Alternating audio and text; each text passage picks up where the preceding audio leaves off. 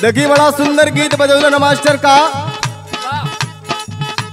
हमारे गीत मार्केट में बड़ी जल्दी अभी आप सबके बीच में रहल जौना कैसेट के नाम रहल ओढ़निया लेगल कौआ। कोनो लड़का कोनो लड़की के देखले बा भैया, वो लड़किया के देख के समझ ना पाओ कि लड़की है कि लड़का, कंफ्यूज बा। जब पहचान गए कि वो लड़की है बा तो लड़किया से एगो बात कहले बा रविंदर भैया, अरे जींस पहिर के जींस लगेलू, पहिर के जींस लगेलू, पहिर के जींस लगेलू, जींस पहिर के जींस लागेलू, बुझात ना हो कि लड़का हो कि लड़की। अरे जींस पहिर के जींस लगेलू, गजब बाप पहिरहुआ, गजब बाप पहिरहुआ, चललू बिना ओढ़नी के, चललू बिना ओढ़नी के, का ओढ़निया लेगल कौआ। कौआ लेगल का हो?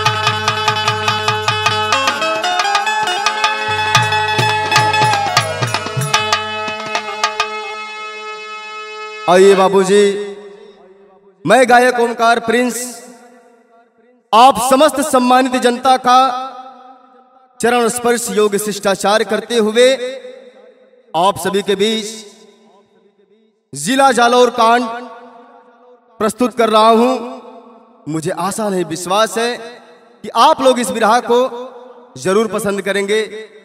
हाल ही में भी एक बिरहा आप सभी के बीच मेरी पहली बिरहा गई थी, बेवफा मोहब्बत उर्फ मौत एक रहस्य। आप सभी का प्यार आशीर्वाद मिला और उसी बिरहा में डिमांड हुई कि जिला जालौर कांड गाइए ओमकार जी। तो आप सभी के डिमांड के अनुसार मैं ये बिरहा आप सभी के बीच प्रस्तुत कर रहा हूं। मुझे पूरा विश्वास है कि इस बिरहा को आप सब जरूर पसंद करेंगे। ए बाबूजी, मैं उस गरीब परिवार को, उस लाचार मां को, उस छोटे भाई को और उस गरीब बाप को भगवान से विनती करता हूं कि हे मालिक, जिस बच्चे की जान चली गई एक बूंद पानी के लिए, हे मालिक उस परिवार को यह दुख सहने की शक्ति देना। आइए भूमिका के 4 लाइन में कहना है मास्टर कैसे।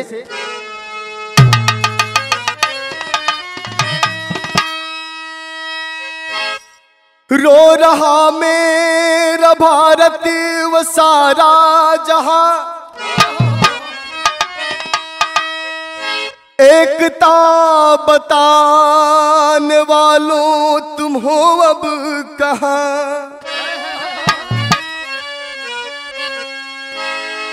जाति ज्वाला कि कब तक जलेगी यहाँ, आए दिन घटी थी घटना यहाँ कल वहां। रो रहा मेरा भारत, रो रहा ये जहां, एकता बताने वालों तुम हो अब कहां। ए बाबूजी, क्या इसी को एकता कहते हैं कि एक बूंद पानी के लिए एक दलित समाज के बच्चे को जान से मार दिया जाता है। भूमिका का अंदाज बदल कर मास्टर कैसे। अरे जिला जालौर में गजब हो गया, जिला जालौर में गजब हो गया, जिला जालौर में गजब हो गया। शिक्षक भक्षक बना और यजब हो गया।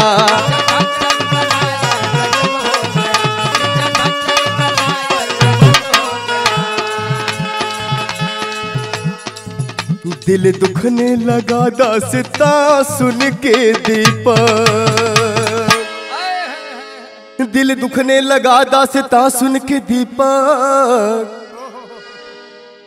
बंद मटके में मौत और मासूम सो गया।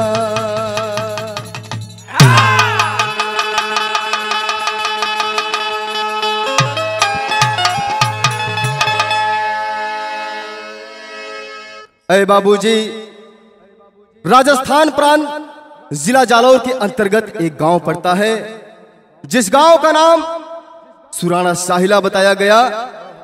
सुराना साहिला गांव में एक गरीब परिवार वाए बाबू, जोने परिवार के मुखिया के नाम देवाराम बतावल गईल।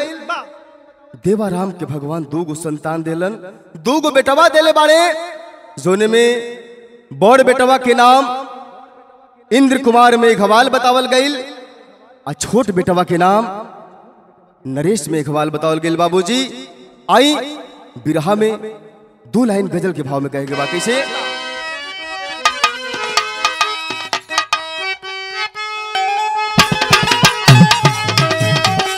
वाह,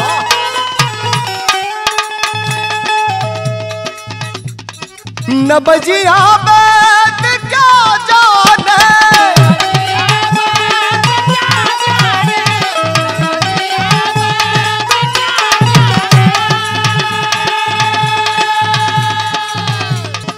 मुझे दिल की बीमारी है,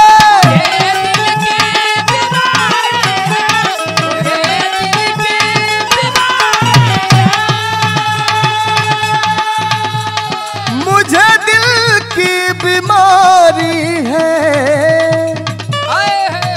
मुझे दिल की बीमारी है, मुझे दिल की बीमारी है।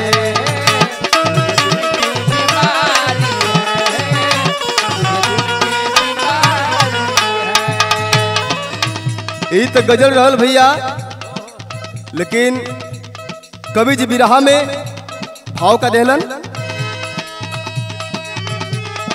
नई नई के जमाने में, क्या बात है, बहुत अच्छे।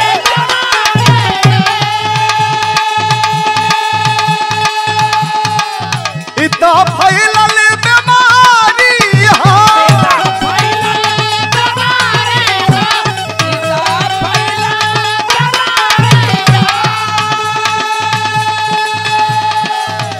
छुआछूत के बीमारी,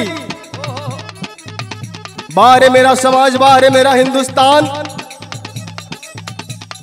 नई नई के जमाने में फैलली बीमारी, कोनो बीमारी नई ना बाए बाबू, सदियों से चला रहल बा।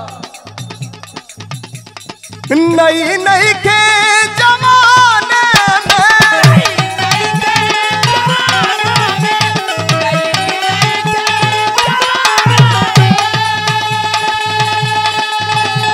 हरे ये ता फैलल बीमारी है,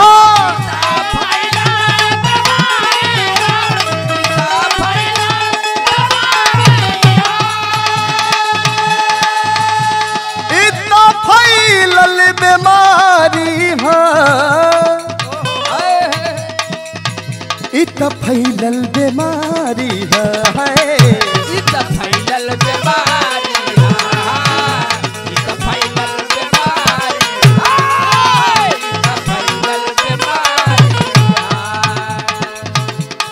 अगमा कवि जी का लिखले न भैया, ये कही हार, ये कही मास, ये कही सबके खुनावा बा, ये कही सबके खुनावा बा, ये कही सबके खुनावा बा। फर्क फिर भी करे लालो, कैसन लाचारी हो, आज कैसा लाचारी हो, आज कैसा लाचारी हो। आज कैसन लाचारी हो, आज कैसन लाचारी है, आज कैसा लाचारी हो, आज कैसा लाचारी हो।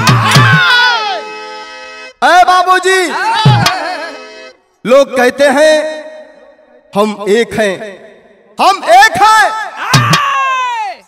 हम कैसे माने कि हम एक हैं?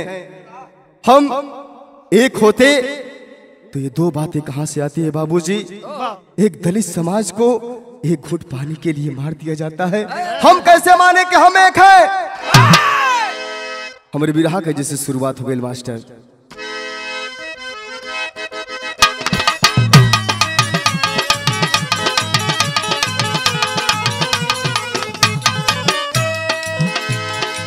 जात के नाम पे दलितों पे जुल्म होता है, जात के नाम पे दलितों पे जुल्म होता है, धरा के साथ साथ यंबर भी रोता है।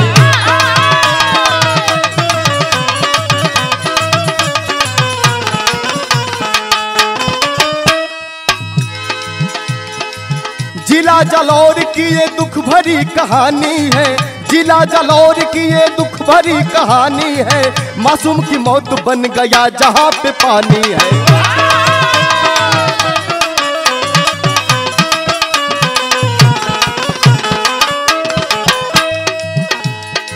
शासन प्रशासन भी आंख मूंद सोता है, शासन प्रशासन भी आंख मूंद सोता है, कलेजा फटता है जब अपना कोई खोता है।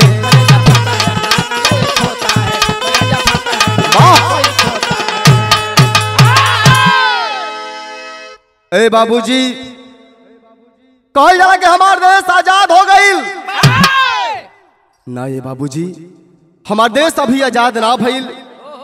कैसे माना जाओ कि हमार देश आजाद हो गई? 13 अगस्त की घटना बा। 15 अगस्त के हमार देश आजादी के अमृत महोत्सव मनावत रहल। एक और वो गरीब परिवार जहां की घटना बा पूरे हिंदुस्तान के गमगीन कर दिले रहे। ए बाबूजी, 20 जुलाई के रोज के अनुसार वो मतारी अपने बेटवन की तैयार करत हैं स्कूले जाए खातिर, और सोचत हैं का एज हमरे बिरहा में तर्ज लग गई मास्टर का।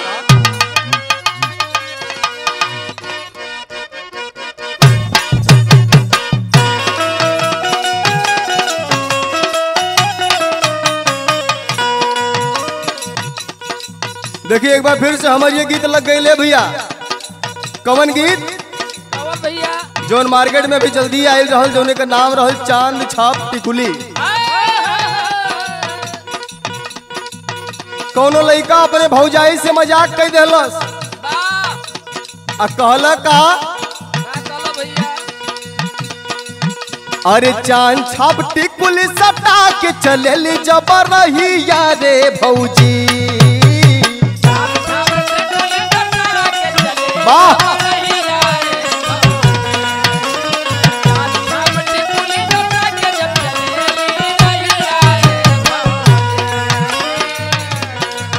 अरे चांद छाप टिकुली सटा के चले जब रैया रे भौजी। पतरी कमर तोरा मारे ले लहर जैसे नैया रे भौजी।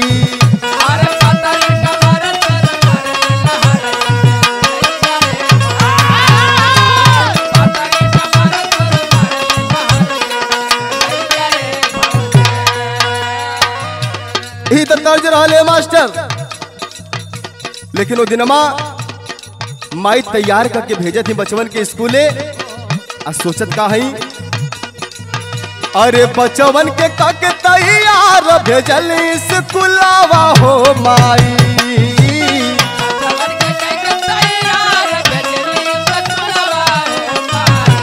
वाह,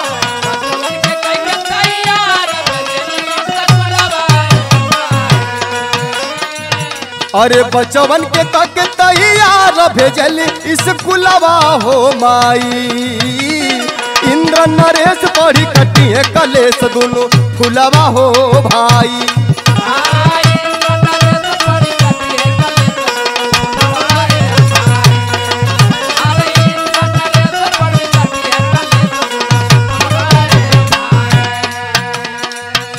ए बाबूजी माई बाबू सोचत हुए कि हमने अपने लाल के पढ़ा के कोनो बड़ियार अधिकारी बनावल जाई।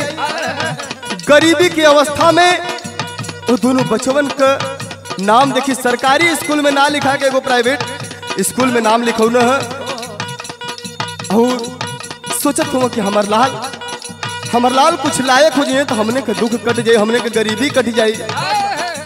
कहलन है कहा गमा अरे पढ़ी लिखी बेटा पूरा करी है सपनावा।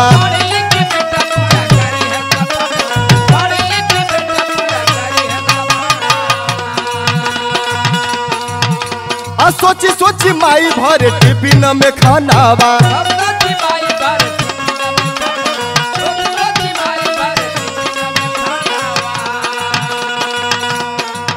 बाहरे मतारी आखिर माई तमाइये न होली बाबूजी अपने बचवन के दोनों का माथा चुमत है स्कूले विदा करत है। सोचत काहे अरे ज्ञान के दिया नवा से चमकी जीवन तरी कुलावा हो माई।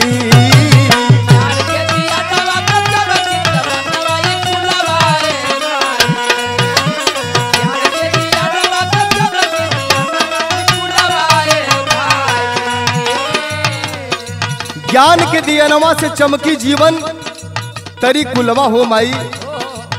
सोचता नहीं कि लड़का तो हमने की जिंदगी में हमार बदलाव कई दही। जितना रुपया पैसा लगी लगावल जाई पढ़ावल जाई। अरे ज्ञान के दियनवा से चमकी जीवन तरी कुलवा हो माई। इंद्र नरेश पढ़ी कटी है कलेश दोनों फुलवा हो भाई। बहुत अच्छे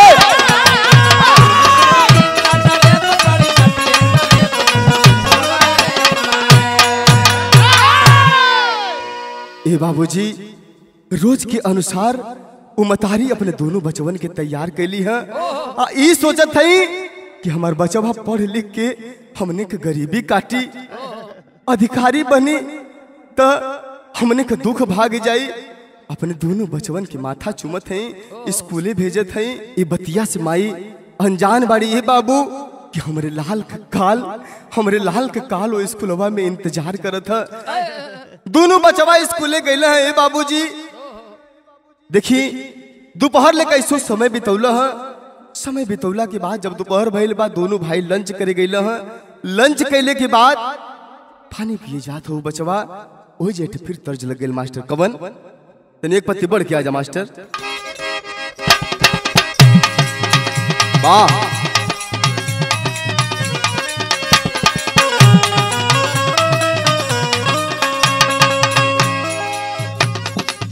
कौनो दुल्हन बाड़ी है भैया दीपक भैया जा तनी बाजारे आ देखी अपने सैया जी के देहल एगो कीमती सामान हेरवा देली। घरे आवत है अपने सैया जी से डेरा डेरा के बतावत ही का कहत है साझी के बेरा की ने गईली तरकारी।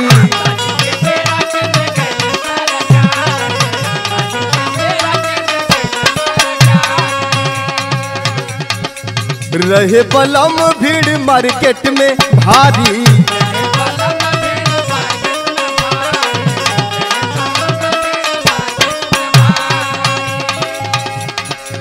ठेली ठेला भाईल दे आइल न संभार में। ठेली ठेला भाईल दे आइल न संभार में। गिरल न थुनिया मोहनिया बाजार में।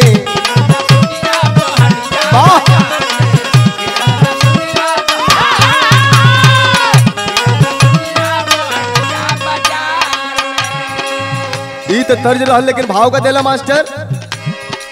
घंटी बजल भाईल दोपहर के छूटी,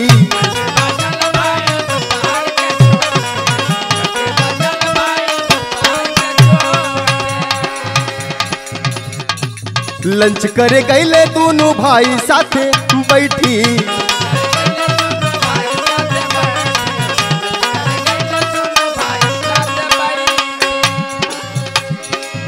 दोपहर के समय बा, घंटी बजल बा बाबूजी। दोनों भाई जाते हैं लंच करने। इंद्र मेघवाल के वो जो प्यास लगे ले बाबू, इंद्र मेघवाल के जब लागल प्यास हो,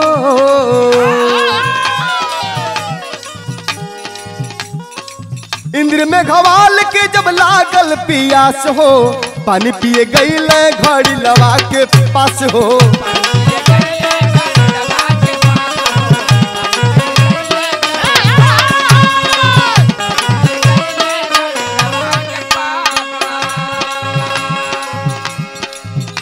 ए बाबूजी,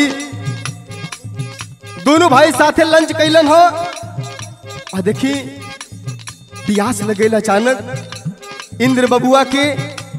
वो बबुआ गइल बा घड़ा के लगे पानी पिए खातिर, और देखी का कभी जी अगवा कहत हुआ,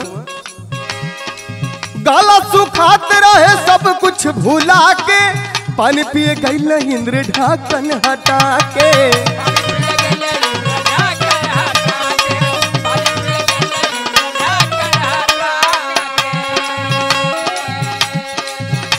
वो बचवा के का मालूम है बाबूजी कि पनिया का पियल का हमरे मौत का कारण बन जाई।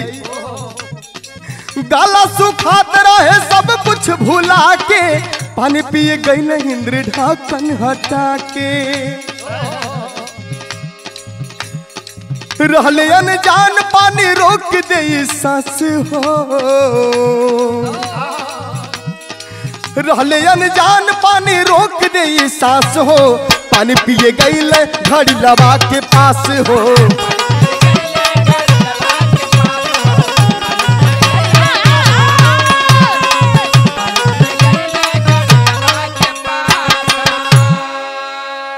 ए बाबूजी, वो मासूम बच्चा खाना खाने के बाद जब उसे प्यास लगी दौड़ता हुआ मटके के पास जाता है, लेकिन इस बात से अनजान है बाबूजी कि उस मटके में जो पानी है वो पानी मेरे मौत का कारण बन जाएगा। जाके घड़े के पास ढक्कन हटाता है, पानी पीता है। उसी स्कूल का एक अध्यापक जिसका नाम छैल सिंह बताया गया बाबूजी, छैल सिंह अपनी नजरों से इस घटना को, इस चीज को देख लेता है, दौड़ के आता है इंद्र के पास, लगा मारने बाबूजी। एक घूंट पानी के लिए उस बच्चे को लगा मारने। बचवा रोवत बा बचवा कहता छोड़ दे साहब, दोबारा ऐसा गलती ना करब, छोड़ दे साहब हमरा के। लेकिन वह पापी दुराचारी है बाबूजी नहीं मानता है, लगातार उस बच्चे को मारता रहा। आखिरकार हुआ क्या बाबूजी?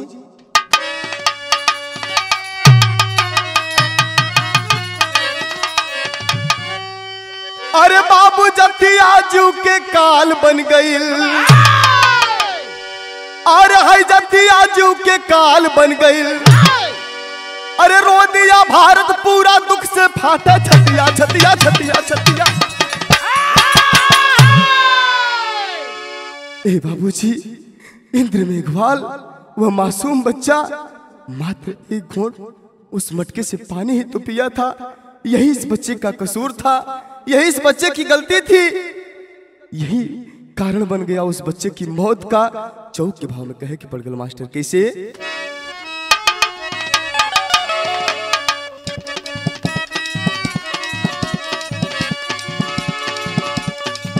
हर जाति पाति के भेद भावना, अरे बुझी पवले ना इंद्र कुमार। असी छक बन गई तब अरे क्रोध में कैल कृत्य बेकार, और तैस में आके छैल सिंह तब, तैस में आके छैल सिंह तब किया तमाचा तुरते पार।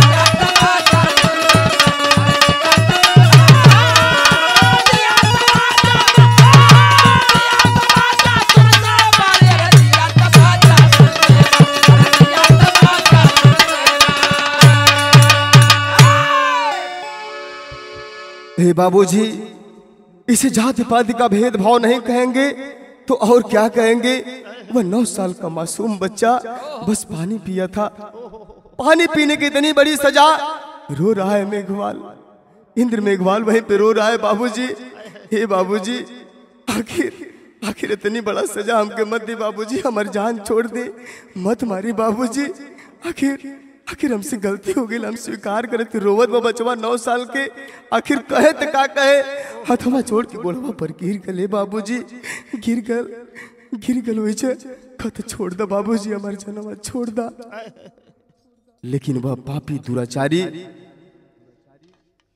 100 बार कहने के बाद भी उस बच्चे की बात नहीं सुना। आखिर इतना मारता है उस बच्चे को अधमरा बनाकर छोड़ा बाबूजी। वो बचवा देखी छैल सिंह के घोड़वा पर गिर के रोवत हुवन। है गो बात कहत हुआ, का कहत हुआ मास्टर?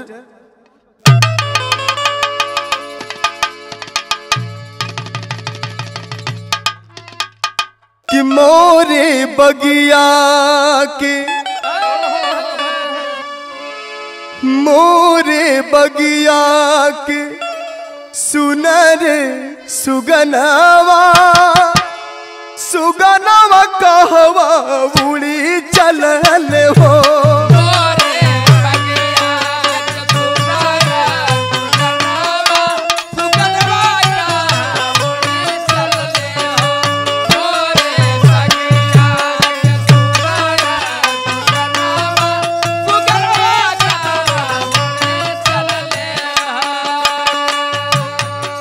तो तर्ज रहले बाबूजी, लेकिन कवि जी भाव का लिखलन बिरहा में। रोवे इंद्र कुमारे ते ही घरिया, नजरिया झरझर परसेल हो।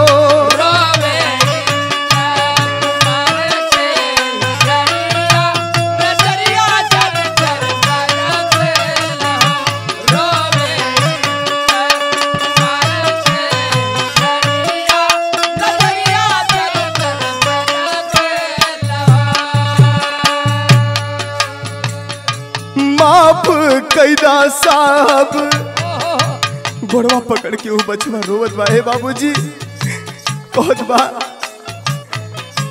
माफ कैदा साहब, पड़ीला पयरिया, नजरिया झरझर बरसेल हो।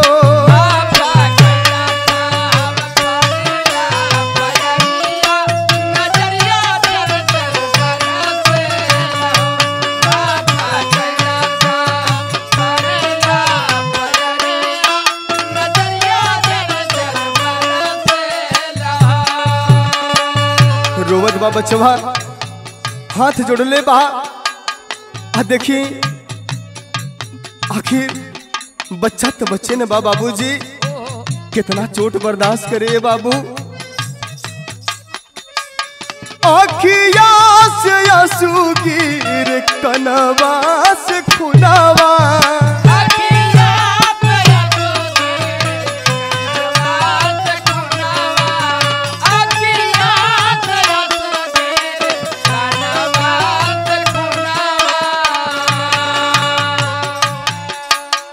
पापी निर्दया ऐसन मरल चाटा कनवा।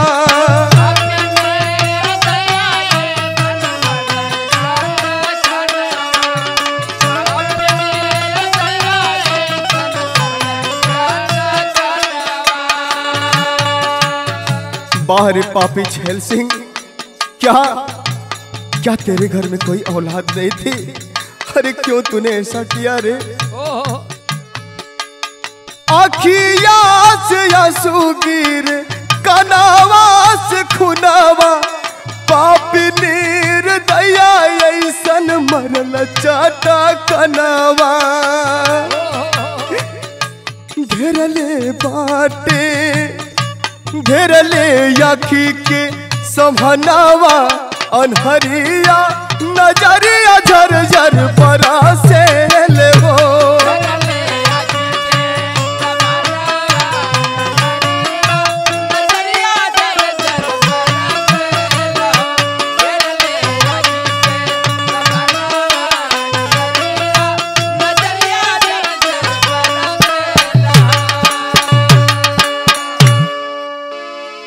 हे बाबूजी बचवा जब उतने पनिया पियल छैल सिंह देखले बा दौड़ के आयल बा वो बच्चा के पास इतना मारता है मार मार के उस बच्चे को लहू लुहान कर देता है अपने गुस्से भर मारता है। जब छैल सिंह का गुस्सा शांत होता है तो उस बच्चे को छोड़ देता है। अधमरा बच्चा किसी तरह अपने घर पहुंचता है। वहीं जे एक और तर्ज लग गई मास्टर कैसे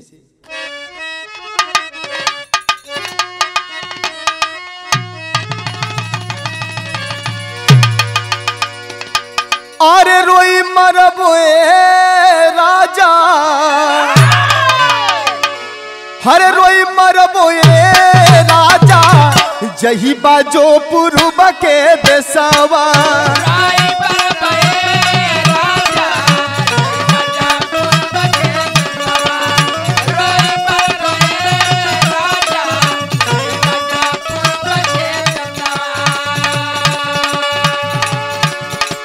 छैल सिंह मनल नाही छैल सिंह मनल नाही मासूम कबातिया हो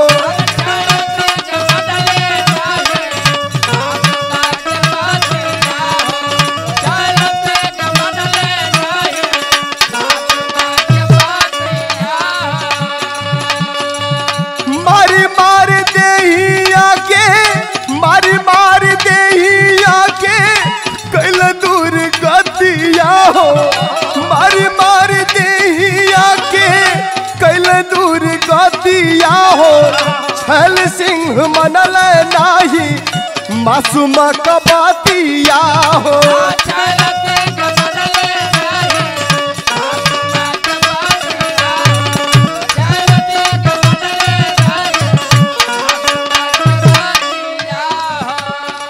और देखिए अगमा का भइल बाबूजी घायल चार इंद्र गहिल जा बघारावा हो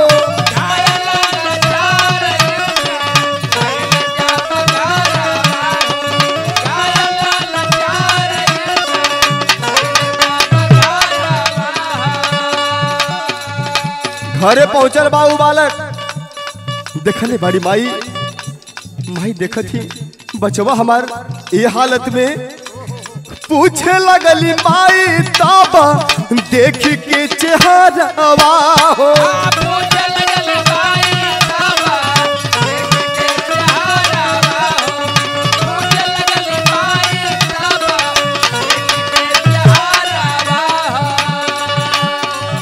कैसे भइल लाल तोहार कैसे भइल लाल तोहार ऐसन हालातिया हो कैसे भइल लाल तोहार ऐसन हालातिया हो कहमर पापी कैलस बचावा हर तोहर दूर गातिया हो माई अपने लाल के देखले बाड़ी ये बाबूजी लहू लुहान बा कैसो घरे पहुंचल बा देखते ही वह माँ आवाज हो जाती है बाहर मतारी आखिर माई तो माई होली है बाबूजी अपने बचवा के अपने लाल के अगर केहू एक तमाचा मार दे तो कलेजा फट जाला। वो माई अपने बचवा के देखते कि हमरे लाल के अखिया लाल बा कनवा से खून बहत झरझर झरझर रोवे लगली माई।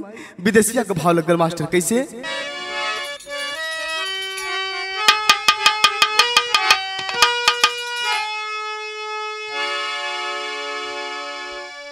अरे बेटावा के देखी फाटा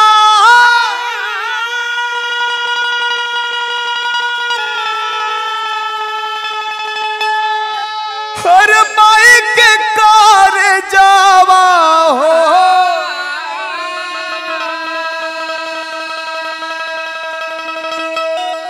और खुनावा के खून देख रोवेली मातरिया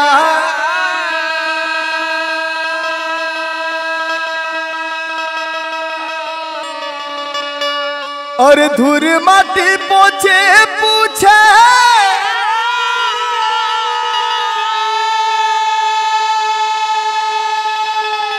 बाबू लेके चारावा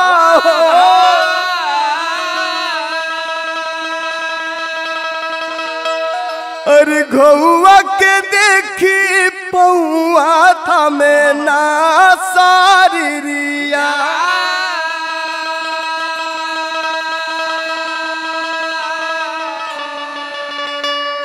तो लगल बतावे इंद्रा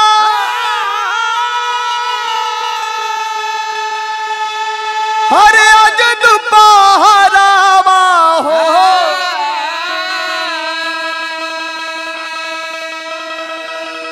अरे पानी बद मारले माई पापी दूरा चरिया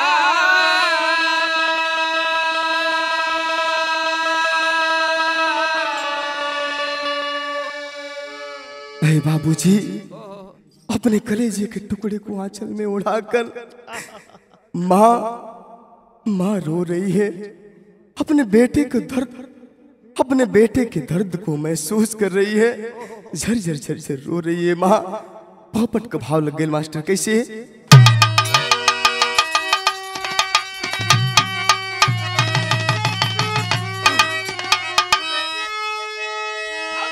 और हमारे लाल के मरल पाप का तोरे औलाद नहीं अरे ज्ञान से कैले गद्दारी तय का तोरे औलाद नहीं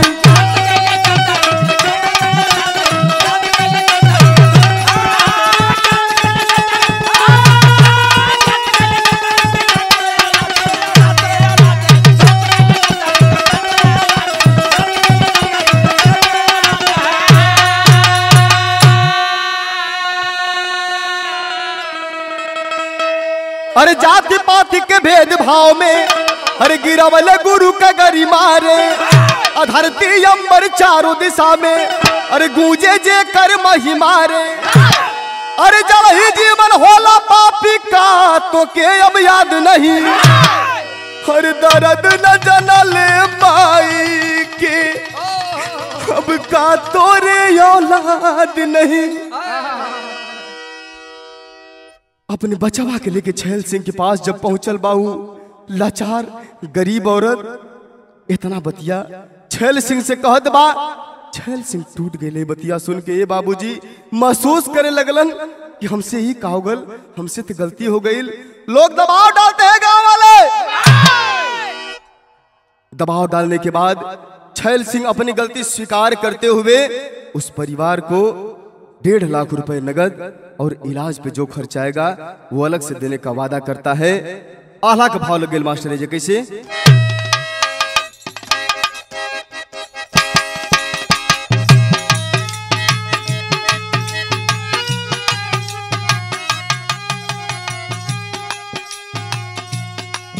देखिए वो बचवा के लेके माई दर दर भटकत है।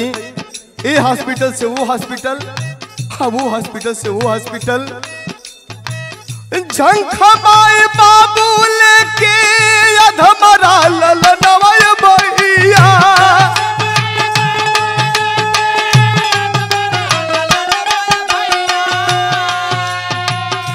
ए हरो हर दौरे धूप खोजे लीला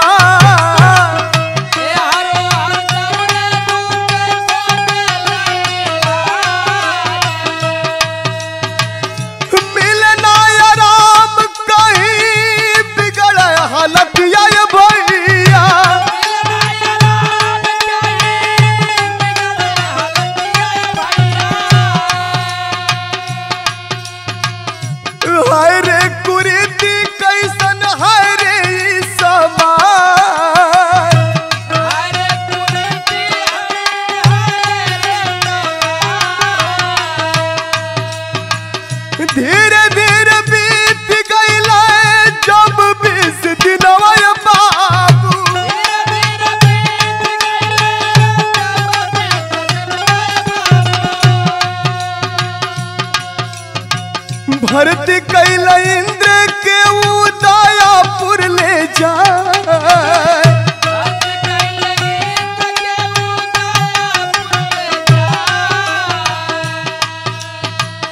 मिला नहीं वहाँ जबा तन को रमावा भैया।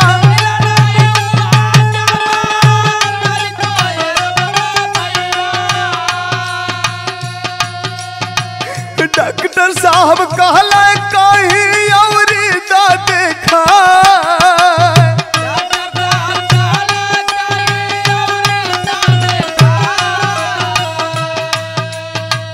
लेके बाबू बचवा की माही या बाबू दौलत हुआ ये हॉस्पिटल से वो हॉस्पिटल पर जाते हुआ।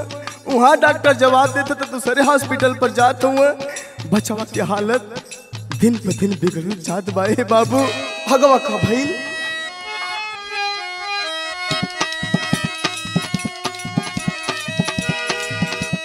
लेके माई बाबू तब यह हमदा बात गई ले।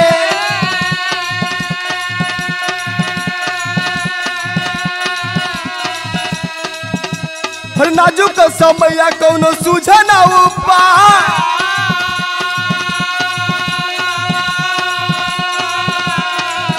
हर जिंदगी मौत से अब लड़ेला सुगनावा।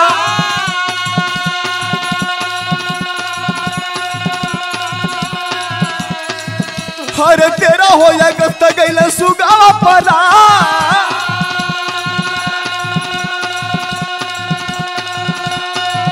अरे मतलब हाहाकार सुन दुख के खबरिया।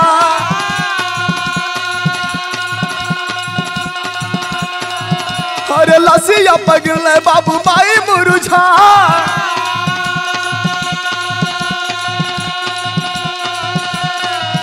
अरे गाँव में आइली जब इंद्र के हो लसिया।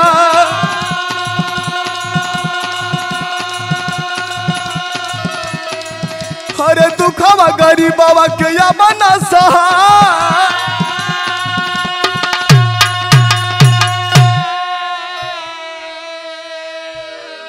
बाबूजी वो बचवा के लेके दौड़त दौड़त ये अस्पताल से वो अस्पताल, वो अस्पताल से वो अस्पताल। कोई डॉक्टर जवाब दे देला। आखिरकार 13 अगस्त के वो बचवा अपन दम तोड़ देलस से बाबूजी। अपन दम तोड़ देलस। बच्चा का लाश 13 अगस्त की घरे आइल बा। 13 अगस्त की घरे आइल लाश पूरा गांव जुटल बा। सुराना साइला गांव जुट गया। पत्रकार लोग आए। सोशल मीडिया के माध्यम से यह खबर पूरे हिंदुस्तान में गई। 13 अगस्त को उस बच्चे की मौत हो गई। 15 अगस्त को हमारा देश आजादी का अमृत महोत्सव मना रहा था। बाहर समाज ये तेरी कैसी विडंबना है रे। क्या एक दलित समाज के साथ ऐसा भी होना चाहिए? क्या एक गरीब परिवार के साथ ऐसा भी होना चाहिए? क्या एक मासूम बच्चे के साथ ऐसा भी होना चाहिए? नहीं, ऐसा नहीं होना चाहिए। हमारे बिरहा में खड़ी के भाव लग गल मास्टर। कैसे?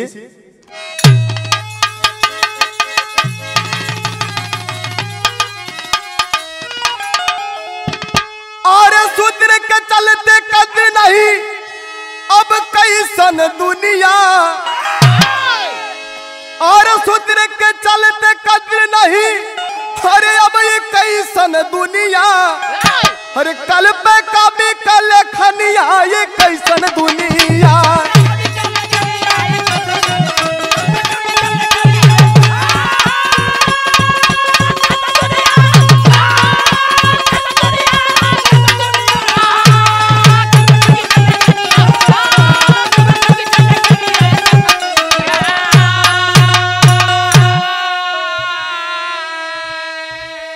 अरे सोशल मीडिया पत्रकार लोग अरे लगल शोर बचावे हो। हिल गयल शासन प्रशासन तब लगल बात दबावे हो। अरे भीड़ पे लाठी बरसल अरे अब बिल खाए जिंदगनिया। अरे सूत्र के चलते कद्र नहीं बाये कैसन दुनिया।